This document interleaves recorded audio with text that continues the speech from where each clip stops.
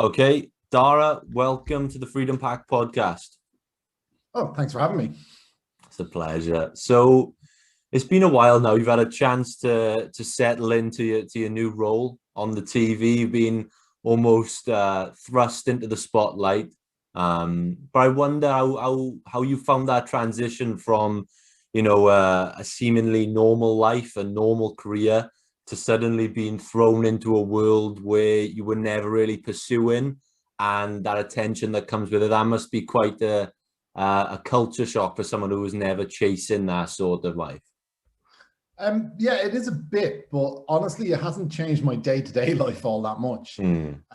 Because we're largely, staying at home, and when we do go outside, we're wearing masks. I've only had a very small number of people recognize me in real life who didn't know me already. Like, I think it's 2 or 3. But other than that, it's been all online stuff, so it's not been that bad. It was a lot weirder the initial time when I was a contestant on the show, when that blew up. That was much stranger because I got so much attention that I genuinely wasn't expecting. This time around, I'd been prepared for the concept that people would be contacting me and all that kind of stuff. So it's been unusual, but it's not been too overwhelming, luckily. Yeah, I was going to say with the online stuff is quite astonishing, actually. I'm not sure if you're aware, but there's quite an infamous chase meme group on Facebook, and I've never seen anything quite like it. They worship you specifically like a king. I posted in there a few days ago, actually, because I thought, get some fan questions, maybe see what people want to hear. And I won't even read some of the comments out because I like to keep this PG. But man, some of the people, they were saying, oh, how much they love you, how much they fancy you. Will he marry me? I couldn't believe it, man. There's about 200 comments of these people. How do you digest something like that? Because that's quite new. That aspect of it I really wasn't expecting. I've had, I think, 6 offers of marriage from people I've never met before, including one who was willing to give me a monthly stipend. Wow. Which cracked me up completely. Obviously, these are people who are like, some of them are having a laugh, and some of them would never, ever, ever say anything like that in real life. But not only am I extremely happily married, but I spend a lot of time trying to impress women and failing really badly. So I do realize this is just because I'm on TV. So I take it all with a pinch of salt. Most people are doing it to have a laugh, and I default to that unless they get a bit weird and creepy. But most people don't. They just do it for a laugh. You say, I send them a picture of my wedding ring and they go, oh, that's it, my life is over, ha ha, and that's it. So it's not too bad. It was a bit of a shock, but now I just treat it as a joke. Yeah, I think the name of this Facebook group is the Chase Walsh Posting. It's just this. You've heard of it? Oh yeah, I know Walsh Posting because I started getting an awful lot of requests for video messages for people's birthdays and that kind of thing. So it got out of control. So I signed up to a couple of websites where people can book me and pay a small fee so that it keeps it under control. And I've done at least 2 or 3 really weird ones for them.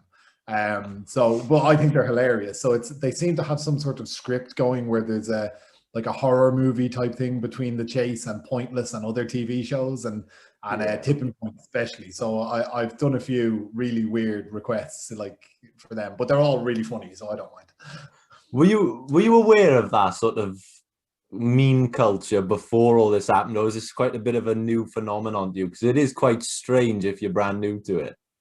Well, I understand. I know memes exist. I'm a little bit old. I'm 40, so this is a relatively new concept for me, memes. But I'd never in my wildest dreams thought I would ever feature in one. I didn't think that anybody. Actually, this is a good way to put it. I didn't think anybody cared that much about the show. I knew there's a lot of viewers. I know it's very popular, but I didn't think people genuinely cared. And it turns out that people really care. They really, really care. They're really into this. They're not just fans of the show. They're fanatics about the show, and there's a lot of them. So yeah, that was a big shock. But yeah, the meme thing, I think it's hilarious. I send it to my family, and if you ever want to keep grounded, you talk to my family, because they just take the mickey out of me really bad. It's very funny. Amazing, mate. So for everyone who's come over to watch this from the Walsh posting, Darragh does not accept your marriage request. We'll have to say it. Another crazy thing I noticed as well. I don't know if you're aware of this. Just while we're on the topic, I was searching you up on YouTube to. I think I was watching one of your previous interviews, and I stumbled across these series of videos, and they're almost like, I don't know how to describe them. They're sort of like edits of you mixed with like romantic music over the background. Like some are called like Pretty Brown Eyes, and it's just close-ups of your eye. Have you seen these? Yeah, my sister actually posted that in my family WhatsApp group this week, and I erupted laughing. I think people have far too much time on their hands, to be brutally honest. But you know, it doesn't do any harm, so I don't care. You know, a lot of people saying, "Oh, you weirded out," but it's not at all. I even got contacted by someone who, not so much the romantic ones, but does other edits of like clips of me on the show with like dramatic music and things, you know. And the person who makes them contacted me and said, "Look, I've been asked to take these down because people think it's weird." I said, "Just do what you want. Do you? It's not doing me any harm. You're not saying anything mean or horrible about me. Go nuts." I think if people were, you know, slanderous about me, or if they were saying things that just weren't true, I might get a bit annoyed. But if somebody wants to put a picture of my lovely brown eyes, they can go right ahead. I think they're crazy, but they can go right ahead. Amazing. It's been quite a while. Like this has been quite a while coming for you now. So, like, has it been a weird process in the terms of you've probably, I imagine, you've recorded these shows quite a while back now, and they were sort of back catalogued and waiting to come out. So, I'm assuming what we see of you now on the TV was probably from quite a while ago. Is that right? It is up to a point. So, yeah, when I first recorded shows, there was a long gap because it was the original slated date for it to come out was St. Patrick's Day, actually. It was March. Wow. But they didn't end up going out for about 6 months after that because all TV schedules just got completely wiped out. So everything was pushed back by 5-6 months. So there was that big long wait. And I had already been in training for a couple of years. People were beginning to think I was lying to them, to be honest, like people are told. But right now, the ones that are going out right now are socially distanced episodes. And that's done on purpose by ITV. They want to show that this has been done in a way that's safe and all of that kind of thing. So the ones that are currently airing are relatively recent, but there are ones definitely that are recorded a long time ago that are just sitting there in the can waiting to go out. But I'm assuming that'll go once we can go through all the socially distanced episodes. So right now it's from a few months ago, but it could be there's some that are a long time waiting. I'm sure the contestants who are on those shows are going nuts because they've had to wait so long. But nothing we can do. I wonder as well, when it came to your first ever proper show, there must be quite a lot of nerves that comes with that. You're thinking, you know, what if I put in a really bad performance on the first show? You know, it's whether you win or lose on that first show. What were your nerves like going into it when it was all brand new? I don't really get stage fright, and this is something that's been the same for me all the time. As part of my actual main job as a scientist, we have to give talks quite a bit. I've given talks at massive conferences to complete experts in the field, and I just go out whistling. It doesn't bother me. I never got exam nerves, anything like that. That kind of situation doesn't make me nervous. I kind of nervous energy, but it was excitement rather than fear driving it. My main feedback from my first show from the producers was I had to stop looking like I was enjoying myself so much because, you know, we're meant to be a little bit mean and we had to have a poker face sometimes, but I was grinning like a lunatic. I genuinely love this job. I love going out. I don't get nervous really at all. Amazing. So with both of your jobs now, you mentioned how much you love that. Have you, like, I imagine you love both. Have you found that you've really like found a way to marry your passions and, you know, paying the bills in life, because you seem to really love both? Yeah, I'm one of the very lucky people who loves their job, and I actually love both of my jobs. So, you know, I go into work very happy all of the time, and I think that's a real bonus for me, and it helps me, especially on the TV stuff, that I am that happy and I'm that confident, because it is largely a confidence game. You'll see whenever any chaser loses, it's usually because either there's a very high target or they get a few wrong and they get what we call the monkey gets out of the box. You know, the animalistic nature kicks in and you start making mistakes. You get upset, flustered. So the fact that that doesn't happen to me all that often is a real advantage.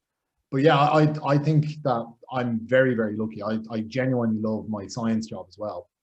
I have a great time. I've been there for 8 years, and I've been like, people have asked me would I leave. I really don't want to. I love this job as well. So, and that's what I do most of the time. This is another thing that people who are fans of the chase don't understand, is that it's a part-time job. It's in terms of recording, it is anyway. You have to do a lot of work in the background, study and try to improve and do a lot of quizzes. But in terms of actual hours worked, I work 90% of my working life is done on my science job, not my quiz job. Would you say then that, I know it's not an option for most people because some people just have to do a job they don't like to pay the bills, and sometimes that, you know, that luxury isn't always an option, but would you say then, would you advise people to almost, you know, double down and chase their passion and be realistic about that marriage between career and passion? And how have you noticed it affect the overall like happiness of your existence since you've managed to do that in the last 8 years or so? Yeah, it's been great. I genuinely am like, I'm very happy. I love my life. It's wonderful, and I realize I'm very fortunate, because the majority of people either think their job is okay or they don't really like it, but it pays the bills. And the advice I'd have to give to someone who's in that situation is, if it's not practical for you to change, because often it's not, you know, you can't pursue your passion if your passion is something that doesn't pay money. You know, you have to put food on the table.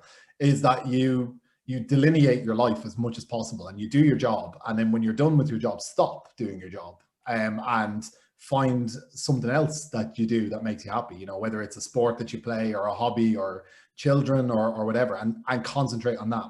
I think one of the biggest problems in a lot of jobs is, because of sort of email and smartphones and the availability of information, people never stop working. So you've got, you know, email notifications from your boss on a Saturday wrecks your day. I love my science job, but I turn off all notifications at the weekend. I don't work weekends, and I haven't done for years. Because I do other things. You know, I'm starting to keep bees, so I have to assemble my beehives this weekend, which is going to be great fun. It's something I've always wanted to do. You know, I've got children who I play with, and you know, we do all sorts of stupid stuff. And you know, I love watching football, I love reading, and I do all that stuff because I don't work some days. So if you do have a position where you know, your job isn't your life, make sure you have a life. Don't let it take over. Yeah, I think with a lot of people, when they look at you guys on a show like, you know, The Chase, and, you know, they see the intelligent, they just seem to think like these guys, they were born intelligent. They were probably, you know, reading Tolstoy at the age of 5. But I wonder, have you always been a lover of, not, have you always loved learning and education from an early age? Was that something that was always in you? I always loved reading. I didn't always love education. I was in a lot of trouble in school, Wow. especially primary school. Weirdly, I'm one of the very few people who's been suspended multiple times from primary school. Not for like really bad stuff, just for acting out. I genuinely didn't like school. I loved university though. Okay. I absolutely loved university. I had a great time. I want to. I was there for 10 years. Yeah. So I had a great time at uni, and I really liked that. But I've always liked reading. And, you know, my mother, especially, and my father were very supportive about that. My house was full of books. And there was never a point where if I wanted books, I couldn't get them. And I was always encouraged to read and all that kind of thing, you know. So I grew up in an environment that's like that, which is very important as well. People tend to focus in on genetics an awful lot. And as a scientist, I can tell you that, you know, nurture has an awful lot to do with how you turn out. If you're in a house, like I know some people are in houses that don't even have books in them, and they just never read, and they never do that kind of thing. And that's not how I was raised. I was raised in a house that we always did that, and we always encouraged that kind of stuff. I used to drive everybody crazy. I never stopped reading. I'd be sitting at the bottom of the stairs to get light in peace, because I have 3 older brothers and a younger sister. So it was a busy house, so I'd have to try and hide somewhere, and I'd be getting in everyone's way. And yeah, I always loved reading, and I grew up in that environment. So for people who think that it's all genetics, it partly is. You know, there is a certain amount of that, but a huge amount of my ability comes from practice. So I'm on 4 quiz teams now at the moment. So I do like 4 quizzes a week online. You know, I do the chase stuff, I read, I work really hard at this because I have to. And I am not even within touching distance of the others in terms of ability yet, you know. So you just have to keep working away at it, and you never give up. And there's no such thing as wasted knowledge. This is the other thing that people think, that's a waste of time. Why would you bother learning that? It turns out that knowing all of this useless stuff was a massive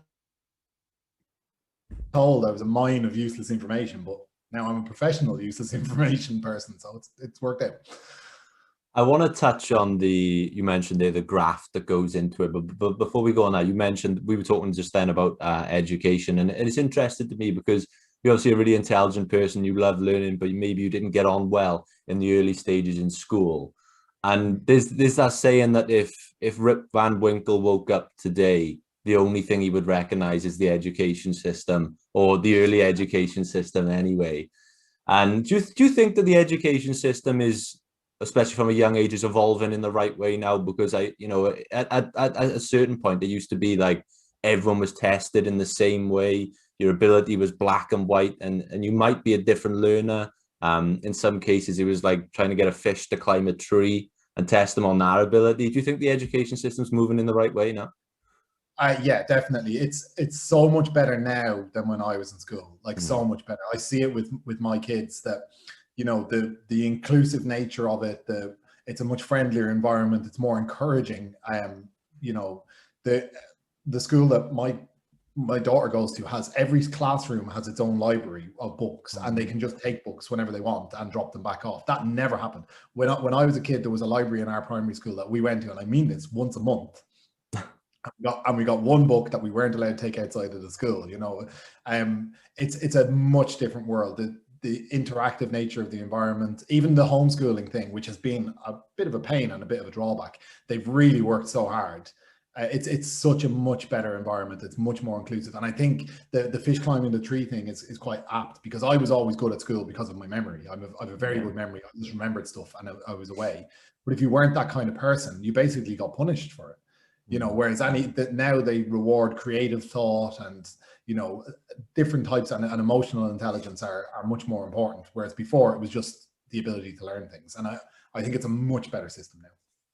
You mentioned that you have to do a lot of studying. There's a big graph that goes behind becoming the elite quizzer that you are. Like I've mentioned, people just assume that you guys know things, but I'd be interested to find out, what does the actual graph look like? Does it involve sitting down and reading quiz knowledge books? What are the hours like? Are they maybe 2 hours a night, or what is the graph like? Yeah, so it varies a lot, but I try to at least do, if not a quiz, an actual quiz, which is the best way to study, by the way. People think it isn't, because you're much more likely to bias yourself if you pick your own subjects, whereas if someone else writes the quiz. And there is a reasonably small number, well, it's a huge number, but it's a manageable number of questions that come up in quizzes all of the time. And if you do enough quizzes, they stick in your head. You know, there are things that come up. Other than that, I do usually try to do an hour or two of, you know, reading lists, reading quiz books. I buy things like old sets of Trivial Pursuit and read through the questions. Yeah, anything really that I can. I've got an online thing, an app on my phone that I store flashcards of things like capital cities and, you know, Olympic hosts cities and authors of books and winners of prizes, Academy Awards, that kind of thing. And I try to just go through them. So if I'm ever bored, if I'm waiting for something, normally, you know, a lot of people would be browsing social media and stuff. And if I'm not doing, I do that a bit, but if not, I go through these lists and try and just go over them and over them. So it has to be very flexible because of my life. If I didn't have my science job, I could probably sit down and do, okay, I'm going to do 2 or 3 hours of this every single day. I try to do that much, but it's not feasible some days. Do you watch the shows or similar shows and sort of see where you add up live when you sat at home watching the TV? Oh yeah, I do when I can. I have on occasion I've sort of live tweeted along to some shows and sort of I've done that, and I like to see which kind of questions come out, because again, even though they try to keep the questions relatively unique, there are some things that come up on the show over and over again. You know, it's like, you know, which singer-songwriter, and then they'll say had this album in this year or whatever, and there's a limited number of those. And they try to keep it current, and I'm terrible at things like pop culture and current music, so watching the show really helps me I might not know the answer, but I have a good educated guess. So if in 2 or 3 months time they say which singer-songwriter released an album in this year, I go, okay, I know that person released an album recently because I heard it on the show, and it gives me a stock answer. Because the biggest crime you can commit, if you can possibly avoid it, the word pass should never cross your lips in a quiz show. Yeah. Unless there's a punishment for doing it, just throw anything. It doesn't matter if your answer is wildly wrong. Sometimes they're right. And we like to look like we're very confident, but there's been several occasions where, you know, I've gone on a run in the final chase where 2 or maybe 3 of those were at best an educated guess. Because I just pick out, you know, if they say which surrealist artist, I just say Dali, even though I don't know, because Dali is the most famous one. There's a few others, but it's probably going to be him. That kind of thing, you know. It's interesting because there are those answers that pop up again. It's like, I feel like every other week the question starts maybe which graffiti artist, and the answer is always Banksy on every quiz show ever. So yeah. And if it's a British history question and they ask which century, it's either the 19th or the 18th. Nearly the whole time, because that's when Britain had a huge empire and everything happened. They would very rarely ask. So if one of the things that they make fun of, Mark does this all the time, and it's great, is if there's 1 second left and he needs to catch someone, he will shout out a word. He will just shout, he'll either shout out a colour or 19th, that's one of his favorites because it's which century, or Winston Churchill or something, and he'll just shout it out. And it hasn't happened yet, but one day he's going to be right and there will be absolute uproar. It's going to be hilarious. Yeah, that used to give me anxiety on Beat the Chasers when he'd do it every night, and I was just waiting. Horrible. But one day, like you said, it might pay off. I wonder, do you have any particular learning techniques or any sort of memory techniques that you use, or are you just naturally gifted with memory? I am naturally gifted with memory, but that only takes you so far. So I use things like mnemonics and stupid little songs that I make up, or word associations. So my first day on the job, I was talking to Paul Sinha in the studio, and I was asking him this kind of question, and he's like, you know, there are certain things that you just associate and you can stick them together. And the example he gave me was that the brightest star in the Virgo constellation is Spica. And I'm like, how did you remember that? And he goes, well, at that time, the Speaker of the House of Commons was John Bercow, which sounds like Virgo, and he's a speaker, and it's Spica. And I will literally never forget that fact. And Paul is brilliant at making those connections, and that's one of the reasons why he's so good. I'm less good at it, but I tried to figure them out. And yeah, I do things like that, little songs, stupid stuff. One of the most annoying things that happened is that Burundi moved its capital. So I had a little song about that. It's like, you know, to the lion sleeps tonight, Burundi, Bajum, because it was Bujumbura, and now it's Getafe or something, and it just doesn't fit the song. So I was really annoyed about that. Have to come up with a new one. Yeah. You mentioned that you have a full-time job, not a part-time, a full-time job at Oxford University as a lab manager. How do you use your sort of time management to balance? But I know you love both careers, so they're not necessarily like laboring for you in that sense. But how do you manage your time management to prioritize certain things? It must be quite the time management task, I imagine. It is, but I managed to keep them separate because a lot of the time I do my quiz work late at night. So, you know, my wife might go to bed and I might sit up for an hour or two at night time watching quiz shows or reading books or doing studying. So I keep my science job pretty strictly 9 to 5, Monday to Friday, unless I can't avoid that. And then I do the quiz stuff around that. So I do separate them out quite strictly, because it's not possible to do both at the same time. It just wouldn't work. I wouldn't be able to do either of them properly. So yeah, I don't sleep an awful lot, so I would stay up fairly late. Maybe if I needed to, I'd sit up for like 2 or 3 hours at night time and, I don't know, learn the lists of prime ministers, or read a book about, I don't know, random history or British geography, which is one of my Achilles heels. But yeah, I just separate them by time. As we mentioned your job there as a scientist, and we've had a few notable neuroscientists on this show, or guys involved in neuroscience, from like Andrew Huberman or John Assaraf, and a lot of the tips they give in regards to sort of brain health and brain function, they all seem to revolve around like factors like sleep, diet, that use it or lose it approach of the brain. Are there any areas that you are particularly conscious about when it comes to brain health? For example, like you may be conscious of your sleep. Yeah, so I don't need very much sleep. But that's a natural thing. But I do genuinely, I don't miss sleep. I have small children. If I don't go to sleep, I'm dead, because in the morning they're going to be up. There's no such thing as a lion. But yeah, I think one of the biggest like problems in general, not just with your brain, but with your body and your cells in general, is stress. Okay. If you get stressed a lot, it's detrimental for your health, and it will really seriously affect your mental health as well. So if you are a person who's a bit of a stress monkey, you need to learn a way to dissipate that and deal with it. Because collective problems that pile up will have really serious, not just, you know, obvious mental effects, but it'll have biochemical and cellular effects on your brain. And yeah, it's a really bad idea if you can possibly avoid it. So if you're the kind of person who thinks they thrive on stress, no one thrives on stress. I'm a very relaxed and chill person, so it's easy for me to say this naturally, but you need to find a mechanism of coping with and dissipating stress as probably the number one thing that you can do for your mental health. Wow. So I'm like you, I'm quite laid back and quite chill. I don't often get stressed out. I'm sort of, you know, que sera, sera. But I have friends who, you know, some in particular, they get very stressed over, you know, very minor things. They're the type of people who'll be up at night worrying about, you know, all the things they have to do the next day. They have a notepad by their bed just in case they wake up and they write something down. And what advice would you give? Like, where's the best place to look for some tips in regards to that for those people? Well, it is the kind of thing that you need to tailor to an individual. For some people, they need medical intervention. And if you're genuinely really stressed and you're finding it really problematic and it's impacting on your life, your doctor is the best person to talk to, because they'll have all the options.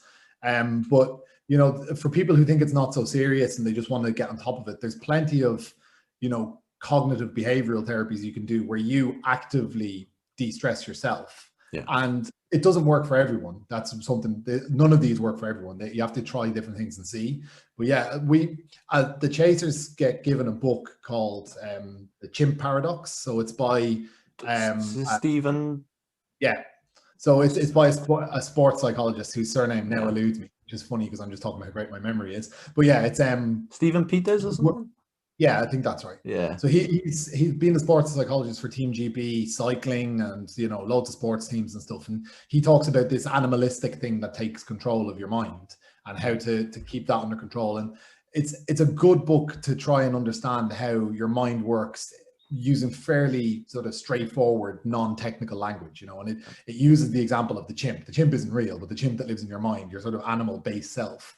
And if you get, you know, hungry or tired or stressed or upset, that can take over, and it can really like take over your brain. And this happens to us, especially under pressure, lots of questions wrong, and you just lose control.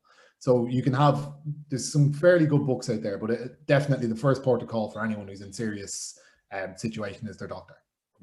Yeah. We mentioned there about the chimp example. I imagine that comes on a show like The Chase, was very time pressured, you know, when the clock keeps ticking, and you mentioned getting hot and flustered, and then the mistakes start coming out. How do you personally deal with that time pressure situation? Is it a case of just, how do you stay focused and sort of stay on autopilot mode instead of constantly, you know, looking at the clock and panicking? So what happened to me, like, this was a bit of a problem for me, that I would start worrying about the clock, especially if it got close. And just by a complete accident, a while ago, there was a technical problem and the clock didn't show up on the screen that I can see. And I only realized this because I'd been looking at Brad, and I went to look up at the clock about 30 or 40 seconds in, and it wasn't there. So I just kept going. And I realized it was much better for me. So now I don't look at the clock. Yeah, that's almost like a technique they would say in like the philosophy of Stoicism, where like you can only focus on the things you can control, because like you can't slow the clock down, but you can answer the questions in front of you. So the only time I look at the clock now is if there's a stop. So if I've got a question wrong, or if there's an incident, a misread on a question, and they have to stop recording. So if there's a gap where I'm not answering questions, when I'm not focusing on that, I'll have a look up at the clock to get an idea of how much time I have left. But then I don't look at it again. As soon as Brad starts talking, if people look at the more recent shows, before I was facing forwards, looking at the clock. Now I've kind of turned my head slightly and I'm looking down at him, and I don't look at them. I don't look at the target either. I don't look to see how many I have left to get. I just, we have a producer, Ian, who's basically the chaser minder. He looks after us and gets us ready and all that kind of thing. And before every time we go out for a final chase, he gives us the same advice. It's like, sometimes it is the obvious answer. Remember, you're not chasing a target. You're just accumulating right answers. And that's what we have to do. So I focus on the idea that I'm not chasing 19 or 20 questions. I'm just getting the next question right. And it's a real cliche to do, take it one game at a time, one question at a time. But I'm just accumulating answers, because knowing the amount of time doesn't really help me. So, yeah. Yeah, it's interesting because people draw a sort of like, not a parallel between you and Mark, in the sense that, Mark almost like he's consciously rushes certain parts of the chase, whereas you, maybe at the start, people are thinking, well, he's taking this quite slow, but then over time you just, you plod along, and then eventually, you get to the end and there's that time spare. Yeah, you hit a rhythm if you keep going. And I've become sort of more confident in my ability to answer the majority of questions correctly. So when I first started, I was like, maybe I won't know 5 or 6 of these and I'm going to be in trouble. But honestly, if I don't know 5 or 6 and the team have set any sort of score, they're going to beat me. So, it's an unnecessary worry. Mark is infinitely quicker than me both to the buzzer and to answer questions. He just fires them out. Him and Paul are just so quick. I'm not able to do that. I need half a second. I need to just go process the question, fire out the answer. So if it ever gets to a point where I have to chase a really high target, like, a 26 or a 27 or something, I don't think I'm ever going to be able to do that. I'll try my best, but I don't think I will. Whereas Paul and Mark, and I think Anne and Jenny as well, have caught really high scores, so I don't think that's my style. I think you're right. I do a slow and steady wins the race kind of approach. Am I right in thinking there's this sort of infamous spreadsheet in chase folklore that there is a table of who's the best? Does it get that competitive? Yeah, it's a very friendly competitiveness, though. We get along very well, but we do keep the scores. And by we, I mean Mark. Mark loves the spreadsheets and he loves the statistics. And it's insanely detailed. It's not just wins and losses. It's like, averages of the amount you faced, how quickly you answer each question, all that kind of stuff. And he keeps that mega detailed spreadsheet, and it's really cool. And he keeps track of who's the best in each series and all that kind of stuff. And there's also a guy on Twitter. His handle is One Question Shootout, and he publicly keeps ones that have already aired. So obviously Mark's ones are private because they're include ones that haven't aired yet. But he publicly keeps, and I mean insanely detailed statistics of the show. Everything you could possibly want to know right from day one. He's got the whole website with really detailed stats. It's a really good resource if anybody's nerdy about the show. You should check it out. That must be some time management, because you'd imagine that guy has a full-time job as well. The thing is, because I do stuff like that with work, if you do it every day, it's not that big a deal. If you're talking about, because he'll have spreadsheets, so all he has to do is fill in maybe 8 or 9 things into the spreadsheet, and then the rest all just tabulates. So he obviously just keeps on top of it, and it's really current. Honestly, if anyone ever asks me, who's the best chaser, I just go ask One Question Shootout. You mentioned, and it's Anne, by the way. Anne is the best. Anne, wow. Yeah, she wins the most shows. I don't count because I have a small sample size. But for anyone over like 20 shows, Anne and Jenny are the best. Wow. I mean, we mentioned Twitter there, and one thing you do on Twitter is you do a lot of fun fact tweets. Do you have a fun fact that may spring to mind right now about absolutely anything that you could bless our listeners with? Yeah, well, let me think. Okay, so of all of the animal species in the world, all of them, so every single animal species in the world, 1/4 of them are beetles. Wow. That is a fun fact. There are an insane number of beetle species in the world. So we might think we're the dominant species, but if you want to think life form that has the most different types, it's definitely beetles. And it's an insane number. They're everywhere. Love it. I love it. I appreciate that. I'm an insect nerd. That's it. I'll be using that one from now on. You mentioned books a few times throughout this episode, and it is a question that we ask all our guests as we start to wind down. What are some of the books that have had the biggest impact on you in your lifetime? So I've read a lot of books. At one point, before I had so many jobs and children, I used to read about 2 or 3 books a week. So yeah, quite a lot. When I was a kid, I got a book from my auntie Anne, because I drove her mad asking her questions.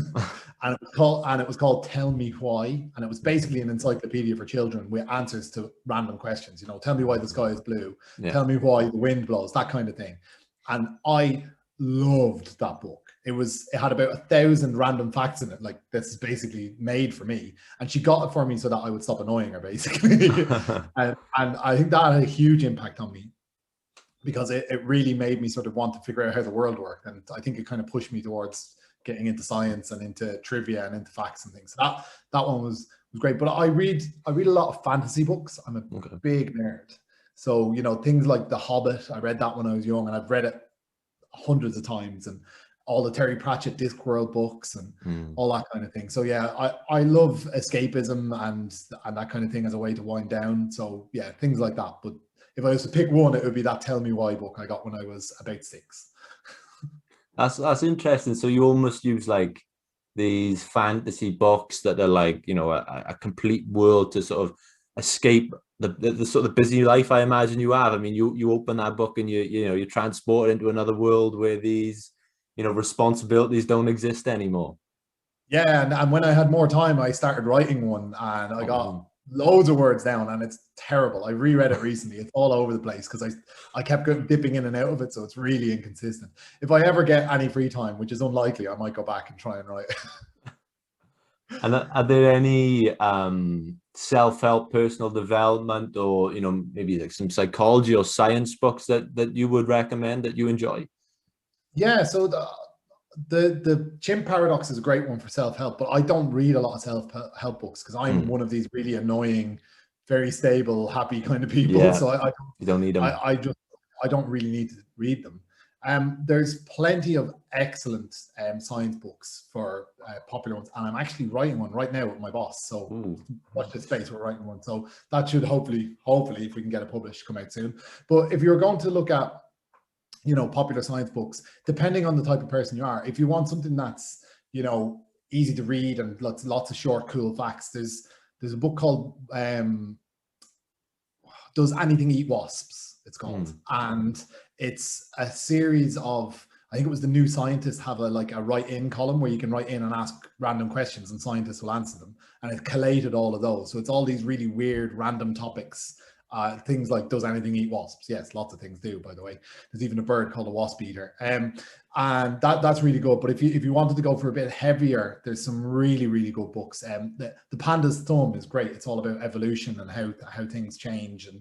And there's another one that was recently called Other Minds, which is a great sort of neurology book about non-vertebrate intelligence, which is really great. It's got a big octopus on the cover. I can't remember who wrote it though, but it's, yeah, that's a really great book as well.